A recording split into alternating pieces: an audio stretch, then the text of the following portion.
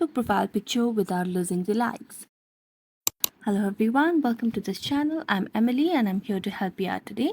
So without any delay, let's get started. First of all, make sure that your Facebook application is updated to its latest version. After that, tap on the Facebook application on your device and make sure that you're logged into your account. Now to change your profile picture, what you have to do is just go to your profile at the top right, then tap on your profile again. And here you can see your profile picture over here. Now to change it, what you have to do is just tap on this camera icon over here and you can see the option of choose profile picture. So to change the Facebook profile picture, it is very easy. You can just go to your gallery and change it.